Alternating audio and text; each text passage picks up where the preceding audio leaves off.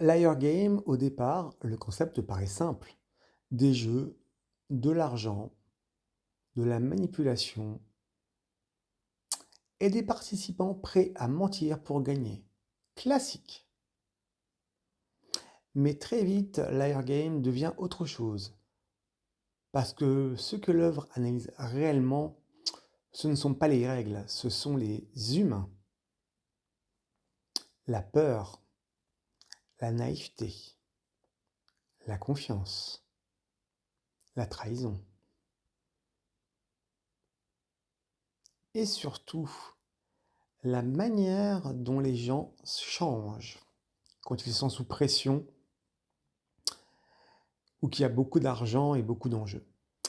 C'est là que l'Air Game devient vraiment intéressant. Parce que bon, au-delà des stratégies, la vraie question est psychologique.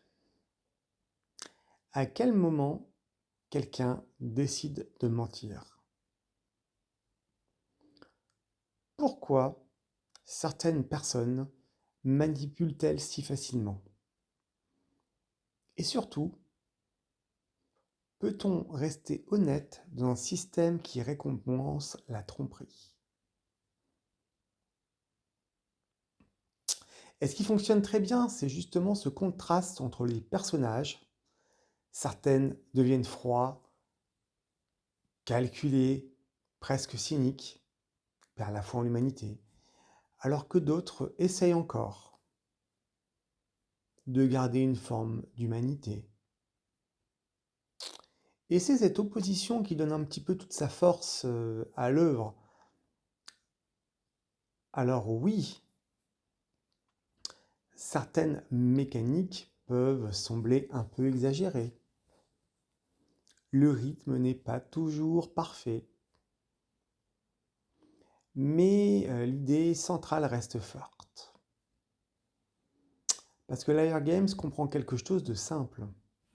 Dans certaines situations, ce ne sont pas les règles qui révèlent les gens, ce sont les autres humains.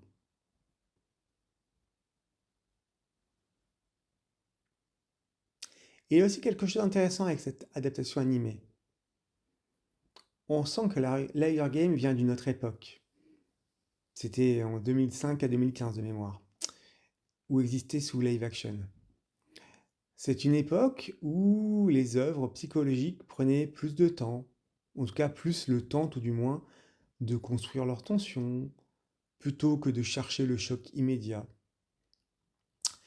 Et ça donne à l'ensemble un côté presque atypique aujourd'hui. D'autant plus que beaucoup de gens connaissent déjà l'Air Game à travers les anciennes séries live action japonaises, qui avaient déjà contribué à rendre l'œuvre culte bien avant cet animé, comme Gumball School dans son style. Et ce n'est pas un hasard si l'Air Game continue encore d'influencer des œuvres modernes. Même le créateur de Squid Game a reconnu l'importance de ce type d'univers psychologique basé tout simplement sur la manipulation et la pression sociale.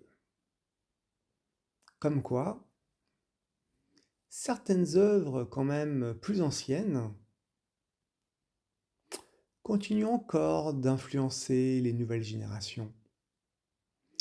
Et c'est peut-être précisément pour ça que l'Air Game reste encore aussi intéressant aujourd'hui.